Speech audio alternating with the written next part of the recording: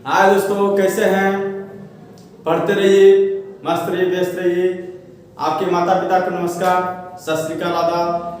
देखिए दोस्तों, आज का यानी गेस्ट पेपर में हम लेकर आए हैं यानी आपका डीडीयू यानी जो विश्वविद्यालय गोरखपुर यूनिवर्सिटी और सिद्धार्थनगर यूनिवर्सिटी है यानी उसके तहत हम आपको आज यानी गेस्ट पेपर में यानी कंपनी लॉ का गेस्ट पेपर लेकर आए हैं, जिसमें से आपको यानी परीक्षा में यानी क्वेश्चन आपको यानी मिलेंगी और यही क्वेश्चन आपका यानी परीक्षा में भी आ सकता है। गेस्ट पेपर के तौर पे क्वेश्चन दिया जा रहा है। देखिए दोस्तों, इसमें आपका जैसे मान लीजिए ऑफलाइन या ऑनलाइन तो आप पढ़ते ही हैं। ऑफलाइन जैसे मान लीजिए किसी को पढ़ना हो तो ज्ञान कॉमर्स एंड कंपटीशन और मोबाइल नंबर है आप यानी संपर्क सूत्र है यानी 98 39 82 88 49। ये दोस्तों आपका ऑफलाइन के लिए संपर्क सूत्र है। तो देखिए इसमें सबसे पहले यानी कंपलसरी क्वेश्चन, तो कंपलसरी यानी सब में कंपलसरी पूछेगा यानी पहला क्वेश्चन कंपलसरी से स्टार्ट होता है, जिसमें A B C D E यानी 5 क्वेश्चन रहता है। इसमें देखिए यानी पहला क्वेश्चन है अधिकार से परे के सिद्धांत क्या है। तो अधिकार से परे के सिद्धांत से आशय ऐसे सिद्धांत से है। देखिए यानी कंपनी में 2 प्रकार के सिद्धांत है, इसको 2 भाग में बांटा गया है, एक पार्षद सीमा नियम, एक पार्षद अंतर नियम। तो पार्षद सीमा नियम से आशय ऐसे नियम से है जो कंपनी के यानी परे से अलग होता है, यानी कंपनी के जो भी बाहरी सिद्धांत होते हैं, और कंपनी के बाहरी सिद्धांत को ही हम बोलते हैं अधिकार से परे का सिद्धांत। यानी जो पार्षद सीमा नियम से भी क्या हो अलग सिद्धांत जो बनाया गया हो उसे पार्षद सीमा नियम से जो भी अलग का सिद्धांत होगा वो आपका अधिकार से परे का सिद्धांत कहलाएगा।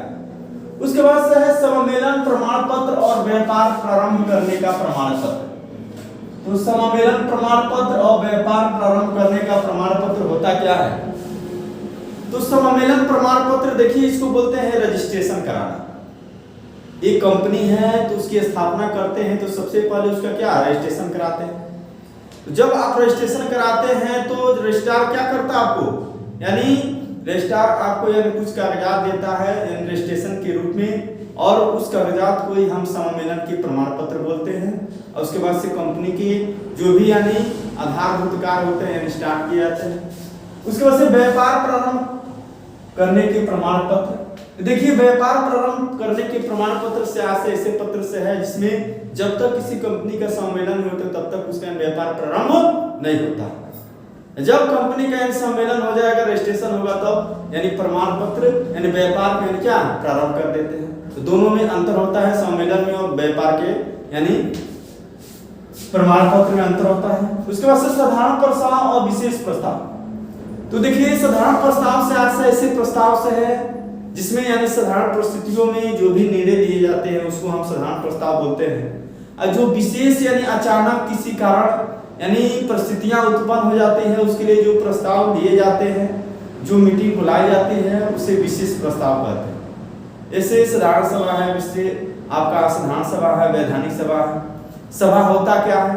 तो सभा यानी 2 या 2 से अधिक व्यक्तियों का यानी एक समूह होता है, जिस समूह में क्या करते हैं तो कंपनी से संबंधित जो भी नियम और कानून जो भी निर्णय लिए जाते हैं व्यक्तियों के विचार विमर्श करने के बाद से जो बढ़िया विकल्प होता है उस विकल्प का चयन करना और उस विकल्प को लागू करना यानी सभा का उद्देश्य होता है।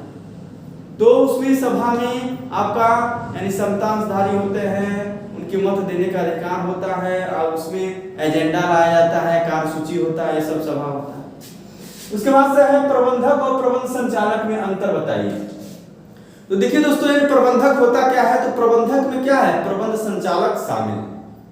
प्रबंधक यानी पूरी कंपनी के यानी क्या है होल कंपनी का मालिक होता है, वो पूरी कंपनी पर क्या करता है कंट्रोलिंग का कार्य करता है। और प्रबंधक यानी कंपनी पर क्या करता है मोटिवेशन करता है, कंट्रोलिंग करता है, प्लानिंग करता है, डिसीजन बनाता है, इनोवेशन करता है, ये सब प्रबंधक का कार्य होता है। और प्रबंधक क्या करता है जिस व्यक्ति को यानी काम करने के लिए यानी नियुक्त करता है अपने आदेश के अनुसार उसे हम प्रबंध संचालक बोलते हैं। और वो डायरेक्टर क्या करता है विभिन्न कर्मचारियों से यानी संस्था के जो भी उद्देश्य होते हैं, कंपनी के जो भी उद्देश्य होते हैं उनको यानी प्राप्ति करने में क्या करता है यानी हेल्प लेता है, यानी उनसे काम वांछित कार्य क्या कराता है, यानी वांछित कार्य कराने के लिए प्रेरित करता है, उसे हम प्रबंध संचालक या डायरेक्टर बोलते हैं। उसके बाद से दोस्तों यानी आपका प्रबंधक हो गया, प्रबंध संचालक। अंशों के हस्तांकन और अंशों के हस्तांतरण में अंतर। देखिए दोस्तों यानी अंशों के हस्तांकन क्या होते हैं, अंशों के हस्तांतरण क्या होते हैं। तो देखिए अंशों के हस्तांतरण के लिए यानी पंजीयन शुल्क यानी नहीं लगता है, लेकिन हस्तांतरण के लिए यानी पंजीयन शुल्क यानी भुगतान करना पड़ता है। उसके बाद से दोस्तों यानी अंशों का हस्तांकन, यदि कोई व्यक्ति मृत हो जाता है तब उसका हस्तांकन यानी ट्रांसफर कर दिया जाता है। और इसका हस्तांतरण क्या किया जाता है, तो इसका हस्तांतरण यानी प्रतिफल के रूप में यानी कर दिया जाता है, किसी एक व्यक्ति द्वारा दूसरे व्यक्ति को, किसी एक सदस्य द्वारा दूसरे सदस्य को क्या ट्रांसफर कर दिया जाता है। उसके बाद से यानी अंशों के हस्तांतरण के लिए यानी स्टाम्प की आवश्यकता नहीं होती है, वहीं पर अंशों के हस्तांतरण के लिए क्या होता है, स्टाम्प की आवश्यकता होती है। उसके बाद से दोस्तों इसमें यानी पंजीयन कराना, यानी पंजीयन कराने के लिए यानी कोई शुल्क नहीं लगता है, लेकिन इसमें पंजीयन कराने के लिए, रजिस्ट्रेशन कराने के लिए शुल्क लगता है। ये आपका अंशों के हस्तांकन और हस्तांतरण में अंतर है। उसके बाद से यानी सेक्शन ए में इसमें से मान लीजिए दूसरा, तीसरा, चौथा, पांचवा 4 क्वेश्चन दिया रहेगा, किन्हीं 2 क्वेश्चन को आपको करना है। सेक्शन बी में भी किन्हीं 2 क्वेश्चन को करना है, इसमें आल क्वेश्चन को करना है, यानी आल क्वेश्चन को करना है। तो देखिए ये आपका यानी जैसे मान लीजिए 5 क्वेश्चन है तो एक क्वेश्चन यानी कितना नंबर का, 4 नंबर का, तो 5 क्वेश्चन यानी 20 नंबर का ही रहेगा। फिर से आपका दूसरा, तीसरा, चौथा, पांचवा, ये सब 20-20 नंबर का क्वेश्चन है, यानी कितने नंबर का है, तो इसमें जो नंबर होता है यानी 20 नंबर के यानी पर क्वेश्चन होता है, ठीक है। और जो सेक्शन बी है इसमें भी 2 क्वेश्चन करना है। सेक्शन ए और बी यानी प्रत्येक क्वेश्चन कितने नंबर का होता है, तो प्रत्येक क्वेश्चन आपका यानी 10 नंबर का, यानी 10 नंबर का होता है पर क्वेश्चन। 2 क्वेश्चन है तो 10 दूना 20, 10 दूना 20, यानी इस प्रकार यानी 20, 20, 40, 40, 40, 80, 80, 20 कितना, यानी 80, 20, 100। उसके बाद से अगला प्रविवरण क्या है, इसकी विषय सामग्री को बताते हुए प्रविवरण और स्थानापन्न प्रविवरण में अंतर बताइए।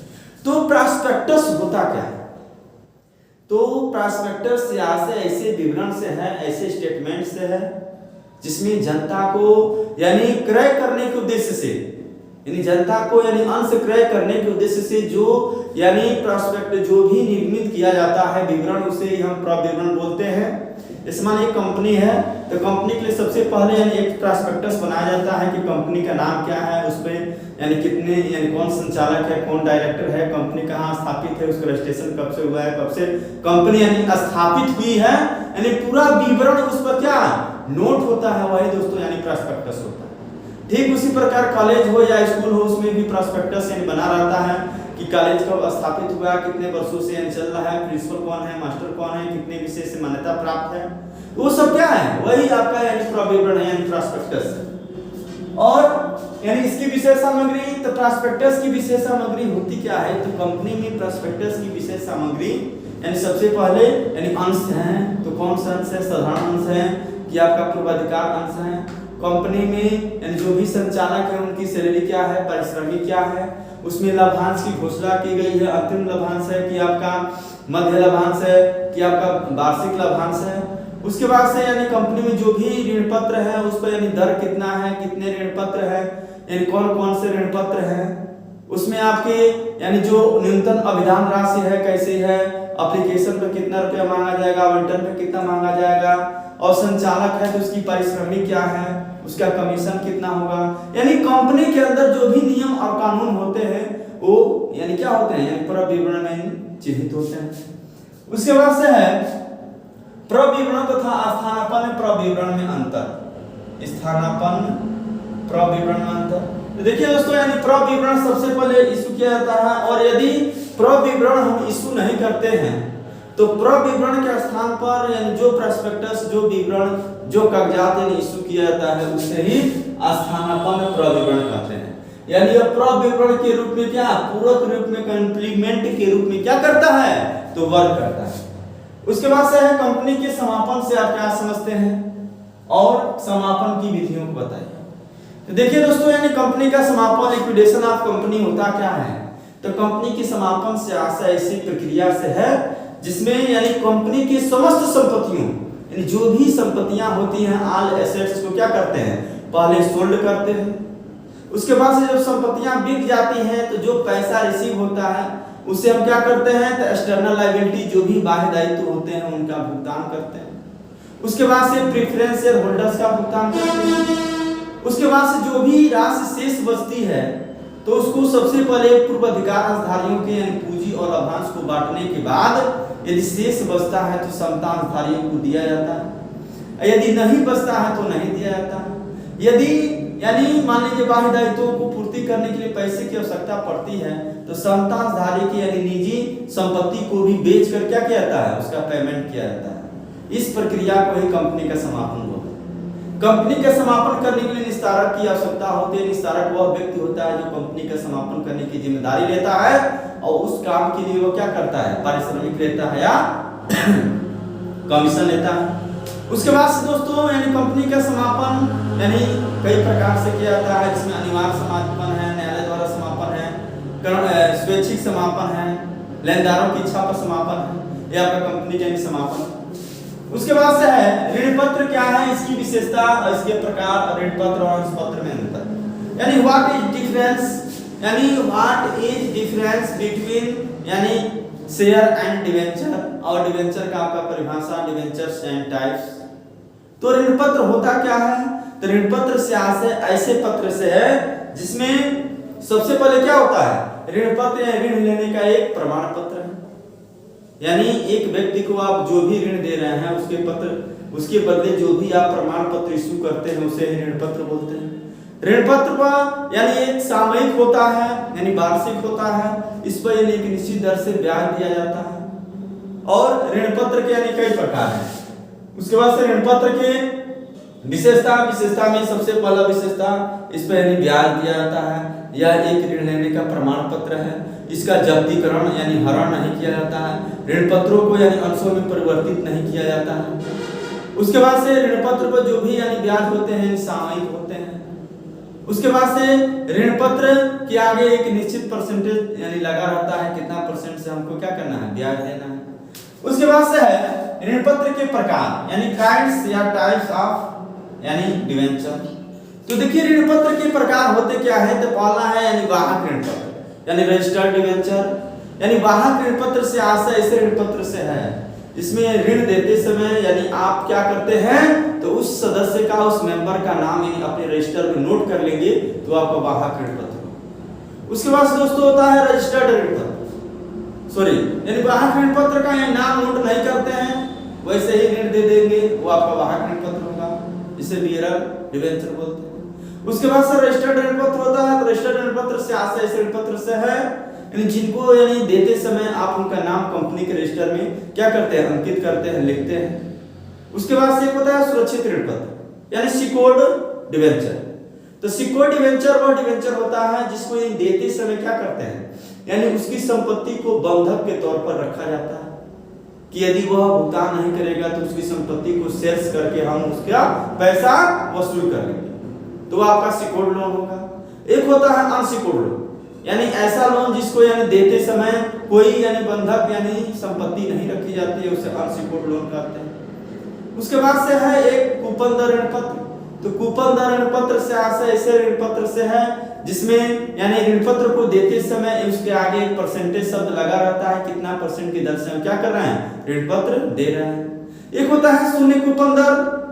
तो ऐसा कूपन दर ऋण पत्र जिस पर यानी कोई परसेंटेज नहीं लगा रहता है, यानी फ्री में क्या केवल पैसा ऋण के रूप में दे दिया तो उसको ब्याज वसूल नहीं किया जाता है, उसे शून्य कूपन दर ऋण पत्र बोलते हैं। उसके बाद से शुद्ध ऋण पत्र। तो शुद्ध ऋण पत्र से आशय ऐसे ऋण पत्र से है जिसमें यानी इसका भुगतान कंपनी के जीवन काल में होता है, उसे शुद्ध ऋण पत्र बोलते हैं। और एक होता है अशुद्ध ऋण पत्र यानी जिनका भुगतान कंपनी के जीवन काल यानी जब कंपनी का समापन होता है तब भुगतान होता है, उसे अशुद्ध ऋण पत्र बोलते हैं। उसके बाद से दोस्तों है आपका यानी ऋण पत्र और अंश पत्र में अंतर। तो ऋण पत्र के धारण करने वाले को ऋण पत्रधारी बोलते हैं, अंश पत्र के धारण करने वाले को अंश पत्रधारी बोलते हैं। ऋण पत्र पर ब्याज दिया जाता है, अंश पत्र पर लाभांश दिया जाता है। ऋण पत्रों का जब्तीकरण नहीं होता है जबकि अंश पत्रों का जब्तीकरण होता है। ऋण पत्र के कई प्रकार होते हैं। अंश पत्र के मात्र दो प्रकार होते हैं, साधारण और पूर्वाधिकार अंश। उसके बाद से ऋण पत्र क्या होते हैं, सुरक्षित होते हैं और अंश पत्र सुरक्षित नहीं होते हैं। उसके बाद से जो भी अंशधारी होते हैं यानी कंपनी के संचालक में भाग लेने के मत देने का अधिकारी होता है, लेकिन ऋण पत्र का ऋण पत्रधारी यानी मत देने का अधिकारी नहीं होता है, वोटिंग करने का अधिकार उसे नहीं होता है। उसके बाद से पार्षद सीमा नियम क्या है, इसकी विशेष सामग्री बताइए तथा पार्षद सीमा अंतर नियम को भी बताइए। तो देखिए दोस्तों, यानी कंपनी के दो महत्वपूर्ण प्रलेख होते हैं, एक पार्षद सीमा नियम, एक पार्षद अंतर नियम। तो पार्षद सीमा नियम से आशय एक ऐसे महत्वपूर्ण प्रलेख से है जो कंपनी का मूल प्रलेख होता है, जिसमें कंपनी से संबंधित जो भी उसका उद्देश्य होता है उसको उसमें निर्धारित किया जाता है कि कंपनी का उद्देश्य क्या है। तो कंपनी के जो भी पार्षद सीमा नियम है उसकी विशेष सामग्री को 5 भागों में बांटा गया है। नाम वाक्य, पूंजी वाक्य, उद्देश्य वाक्य, हस्ताक्षर वाक्य, संयुक्त वाक्य। उसके बाद से यानी पार्षद अंतर नियम क्या है, तो पार्षद अंतर नियम से आशय ऐसे नियम से है जिसमें यानी कंपनी के यानी सहायक प्रलेख होते हैं, यानी पार्षद नियम को क्या करते हैं, हेल्प करते हैं, यानी अंतर नियम से संबंधित यानी नियम और कानून बनाते हैं। जैसे कंपनी का संचालक कौन होगा, उसका मालिक कौन होगा, डिबेंचर क्या है, ऋण पत्र आपका शेयर क्या है, उसका लाभांश कितना होगा, उसमें रेम्युनरेशन कितना दिया जाएगा, उसमें न्यूनतम अभिधान राशि क्या होगा, यानी कैसे पूंजी को आवंटित किया जाएगा। इन सभी नियम और कानून यानी कंपनी के संबंध में जो भी नियम और कानून यानी उसके अंतर्गत बनाया जाता है वो किसके अंतर्गत आता है, यानी पार्षद अंतर नियम के अंतर्गत। उसके बाद से कंपनी को परिभाषित कीजिए तथा इसकी विशेषता को बताते हुए इसकी प्रकार का वर्णन कीजिए। तो देखिए दोस्तों, यानी हम एक वीडियो इस पर डाले भी हैं कि कंपनी को परिभाषित कीजिए। तो कंपनी शब्द दो शब्दों के मेल से बना है, कम प्लस पनिज। यानी कम का अर्थ होता है साथ साथ और पनिज का अर्थ होता है यानी रोटी का टुकड़ा। पहले जमाने में क्या होता था, यानी लोग यानी एक साथ बैठकर क्या करते थे, यानी एक साथ बैठकर रोटी का टुकड़ा खाते थे और जो साथ यानी जो कहा गया उसी का नाम यानी कंपनी पड़ा और उस समूह को यानी कंपनी नाम दिया गया, जो आगे चलकर यानी संयुक्त पूंजी के नाम से क्या हो गई, यानी प्रसिद्ध हो गई। यानी कंपनी विधान द्वारा निर्मित एक कृत्रिम व्यक्ति है जिसका पृथक अस्तित्व होता है, शाश्वत उत्तराधिकार होता है, जिसकी पूंजी हस्तांतरणीय अंशों में विभाजित होती है और जिसका दायित्व सीमित होता है और जिसकी एक सार मुद्रा होती है जिसके रूप में वो क्या करता है, अपना बिजनेस करता है। और कंपनी लाभ कमाने की ऐच्छिक संघ रहता है और इसका रजिस्ट्रेशन अनिवार्य होता है और इसमें जो कंपनी है उस पर मुकदमा किया भी जा सकता है और कंपनी भी यानी अन्य लोगों को मुकदमा कर सकती है। तो विशेषता में कृत्रिम व्यक्ति है, वैधानिक अस्तित्व है, पृथक अस्तित्व है, शाश्वत उत्तराधिकार है, आपका कॉमनशील है, यानी इसमें सीमाएं होती हैं, इसका प्रारंभ और अंत यानी विधि विधान द्वारा होता है। उसके बाद से इसमें मुकदमा चलाया जा सकता है, ये लाभ कमाने की ऐच्छिक संगठन होती है, इसका दायित्व सीमित होता है। यह कंपनी की विशेषता है।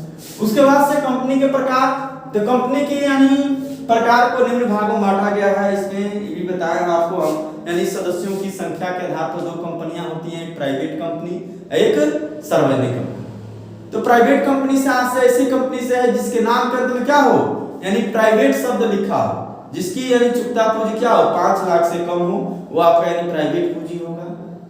और सार्वजनिक कंपनी से आशय ऐसी कंपनी से है जिसके नाम के अंत में लिमिटेड शब्द लिखा हो और जिसकी चुकता पूंजी 5 लाख से क्या हो, यानी अधिक हो, उसे हम क्या बोलते हैं, तो सार्वजनिक कंपनी बोलते हैं। और सार्वजनिक कंपनी में न्यूनतम संख्या 7 होती है, अधिकतम की कोई सीमा नहीं, जबकि प्राइवेट कंपनी में न्यूनतम संख्या 2 होती है, अधिकतम 200। सार्वजनिक कंपनी में डायरेक्टर की संख्या 3 होती है, जबकि यानी इसमें आपकी डायरेक्टर की संख्या यानी 2 होती है। और जो प्राइवेट कंपनी होता है वो अपने अंशों के हस्तांतरण पर प्रतिबंध लगाता है, जबकि यानी सार्वजनिक कंपनी अपने अंशों के हस्तांतरण पर कोई प्रतिबंध नहीं लगाता, इस संख्या के आधार पर। उसके बाद से दायित्व के आधार पर, तो दायित्व के आधार पर यानी 2 कंपनियां होती हैं, एक सीमित दायित्व वाली, एक असीमित दायित्व वाली। तो सीमित दायित्व वाली यानी कंपनियां यानी अंशों द्वारा सीमित दायित्व वाली और गारंटी द्वारा सीमित दायित्व वाली। उसके बाद से स्वामित्व के आधार पर तो सूत्रधारी कंपनी और सहायक कंपनी, आकार के आधार पर लघु कंपनी और बृहत कंपनी। उसके बाद से आपका यानी सरकारी कंपनी और नियंत्रण के आधार पर सरकारी कंपनी और गैर सरकारी कंपनी, यानी आदि कंपनियां होती हैं, देसी कंपनी और विदेशी कंपनी। उसके बाद से है अन्याय एवं कुप्रबंध को रोकने के लिए सरकार के क्या अधिकार है। देखिए अन्याय और कुप्रबंध होता क्या है। अन्याय और कुप्रबंध यानी निम्न यानी अल्पसंख्यक पर किया जाता है, यानी पीड़ित पक्षकार को क्या करते हैं, यानी कुप्रबंध या अन्याय करते हैं, तो उसको यानी सरकार क्या करती है, तो सरकार द्वारा यानी कदम उठाए जाते हैं उसके लिए, यानी कई योजनाएं लागू की जाती हैं। जैसे मान लीजिए अंधन योजना, आपका उज्ज्वला योजना, ये सब क्या है, यानी कुप्रबंध को रोकने की यानी क्या है, तो उपाय है। और पॉलिसी को क्या मजबूत किया जाता है। फिर से सोशल और आपका जो भी यानी सरकारी नियम कानून होते हैं उसको क्या टाइट किया जाता है, पुलिस प्रशासन व्यवस्था को टाइट किया जाता है। उसके बाद से रेड हेयरिंग प्रविवरण क्या है। तो देखिए रेड हेयरिंग प्रविवरण क्या है, तो रेड हेयरिंग प्रविवरण से आशय ऐसे प्रविवरण से है जो प्रविवरण के स्थान पर यानी जो भी प्रविवरण निर्मित किया जाता है उसे रेड हेयरिंग प्रविवरण कहते हैं। यानी प्रविवरण के पहले जो भी खांचा तैयार किया जाता है उसे रेड हेयरिंग यानी प्रविवरण बोलते हैं। जैसे एक कच्चा चिट्ठा के समान होता है और जो पक्का निर्मित हो जाता है वही क्या कहलाता है, तो प्रविवरण कहलाता है। उसके बाद से अंश क्या है, इसके प्रकार को बताते हुए यानी अंश प्रमाण पत्र और अंश अधिपत्र में अंतर बताइए। तो देखिए दोस्तों यानी अंश होता क्या है, तो कंपनी की पूंजी को जब छोटे छोटे हिस्सों में क्या करते हैं, डिवाइड कर देते हैं, तो वही छोटा हिस्सा क्या कहलाता है, अंश का। अंश दो प्रकार का होता है, एक साधारण या समदांश, दूसरा यानी पूर्वाधिकार अंश। साधारण अंश क्या होता है, जिसको हम इक्विटी शेयर बोलते हैं। तो साधारण अंश से आशय ऐसे अंश है जिनको वोटिंग करने का अधिकार है। एक कंपनी के यानी स्वामी होते हैं, एक कंपनी के सभाओं में भाग लेने का अधिकार होता है, और एक कंपनी के यानी समापन के बाद जो भी लाभ में हिस्सा होता है प्राप्त करते हैं। पूर्वाधिकार अंशधारी क्या होते हैं, तो पूर्वाधिकार अंशधारी से आशय ऐसे अंशधारी से हैं जो कंपनी में सबसे पहले पूंजी और लाभांश यानी प्राप्त करने की प्राथमिकता होती है, और इसमें क्या होता है, इनको वोटिंग करने का अधिकार यानी विशेष परिस्थितियों में दिया जाता है, और इनके यानी कई इनके नाम के आगे नहीं लाभांश शब्द लगा रहता है। पूर्वाधिकार अंश के कई प्रकार हैं, जिसमें संचयी पूर्वाधिकार अंश, असंचयी पूर्वाधिकार अंश, परिवर्तनशील पूर्वाधिकार अंश, अपरिवर्तनशील पूर्वाधिकार अंश, भाग्यमुक्त पूर्वाधिकार अंश और भाग्यमुक्त पूर्वाधिकार अंश। ये आपका पूर्वाधिकार अंश के प्रकार है। उसके बाद से अंश प्रमाण पत्र और अंश अधिपत्र।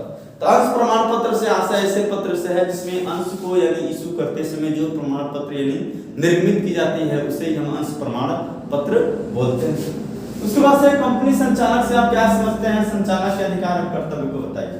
तो देखिए दोस्तों यानी संचालक होता कौन है, तो कंपनी संचालक से आशय ऐसे व्यक्ति से है जो कंपनी की यानी रूपरेखा को तैयार करता है, उसको ऑपरेटिंग का कार्य करता है, चलाता है, वह दिशा निर्देश देता है कि हमको कंपनी में यानी कौन सा काम कब क्यों कैसे किस प्रकार करना है, यानी पूरी प्लानिंग बनाता है, यानी किसको कहाँ रखना है, किसको कौन सा पद देना है, कैसे यानी काम कराना है, वही यानी कंपनी का संचालक कहलाता है। उसके बाद से है यानी कंपनी के संचालक का अधिकार एवं कर्तव्य में जैसे मान लीजिए अधिकार होता है यानी प्रारंभिक व्यय पाने का अधिकार या पारिश्रमिक पाने का अधिकार, कमीशन पाने का अधिकार, और उसके बाद से सभा का आयोजन करने का अधिकार, मत देने का अधिकार, उसके बाद से यानी दंडित करने का अधिकार, ये सब यानी संचालक को होता है। यानी मौद्रिक और अमौद्रिक दोनों रूप से क्या वो अभिप्रेरित कर सकता है। उसके बाद से अंशों के हरण से आप क्या समझते हैं, इसकी प्रक्रिया को बताइए। तो अंशों का हरण होता क्या है, तो अंशों के हरण से आशय ऐसी प्रक्रिया से है जिसमें यानी जो अंश का पैसा आप पेड कर दिए हैं लेकिन कुछ पैसा बाकी है उसे यानी कंपनी जैसे मान लीजिए उसे सदस्य यानी पेड नहीं करते हैं तो कंपनी क्या करती है, हरण कर लेती है। जैसे मान लीजिए आप बाइक खरीदे हैं 50 रुपए की यानी किस्त पर खरीदे हैं, जिसमें यानी दो किस्त यानी 10-10 रुपए की दो किस्त 20,000 दे दिए हैं, और आपका यानी 30,000 रुपया बैलेंस है और उस पैसे को आप पेड नहीं कर रहे हैं, तो वह यानी कंपनी क्या करेगी, आपकी बाइक को आप प्लस 20,000 पैसे को क्या कर लेगी, हरण कर लेगी। तो उसी प्रकार शेयर में भी होता है, इसमें एप्लीकेशन पर पैसा, अलॉटमेंट पर, फर्स्ट कॉल पर, फाइनल कॉल पर होता है। यदि अलॉटमेंट और आपका एप्लीकेशन का पैसा दे दिए हैं, शेष पैसा नहीं दे दिए हैं, तो उसका क्या कंपनी हरण कर लेती है और फिर से अन्य व्यक्ति को क्या करती है यानी री इश्यू कर देती है, पुनः बेच देती है। उसके बाद से है यानी कंपनी के प्रवर्तन क्या है, यानी सभा कौन बुला सकता है? साधारण असाधारण प्रस्ताव पर टिप्पणी। तो प्रवर्तन होता क्या है? तो प्रवर्तन से ऐसी प्रक्रिया से है जिसमें यानी एक व्यक्ति के दिमाग में यानी कंपनी को यानी प्रारंभ करने का विचार उत्पन्न होता है। यानी जिस व्यक्ति के दिमाग में सर्वप्रथम यानी कंपनी को कैसे कितनी सामग्री लगाया जाए, कहां पर यानी उसको स्थापित किया जाए, कहां से सामान लाया जाए, कितना श्रमिक लगेंगे, यानी विचार उत्पन्न होता है, उसे प्रवर्तन कहते हैं। और जो व्यक्ति इस विचार को यानी क्या करता है? लागू करता है, कार्य को यानी निपुण तरीके से करता है, उसे प्रवर्तक बोलते हैं। उसके बाद से है सभा कौन बुला सकता है? साधारण असाधारण सभा। तो वैधानिक सभा के पहले जो भी सभाएं बुलाए जाते हैं उसे हम साधारण या असाधारण सभा बोलते हैं। वैधानिक सभा का आयोजन हम यानी साल भर में यानी एक बार जरूर करना होता है। तो यह दोस्तों आपका रहा है यानी कंपनी लॉ का पूरा गेस्ट पेपर, और यह वीडियो आपको बहुत मेहनत से बनाई गई है, और थोड़ा भी अच्छा लगा हो तो अधिक से अधिक लाइक कीजिए, सब्सक्राइब कीजिए, और इस वीडियो को यानी पूरा देखिए, अंत तक देखिए। इसमें जो भी क्वेश्चन है यानी एक पेन और कॉपी से अपने एक पेन को उठाइए और अपने कॉपी पर इस क्वेश्चन को लिख लीजिए, और इसका कंप्लीट आंसर यानी क्या कर लीजिए? समझ लीजिए, याद कर लीजिए। जय हिंद, वंदे मातरम, सत श्री अकाल, आदाब। आपके माता पिता को नमस्कार।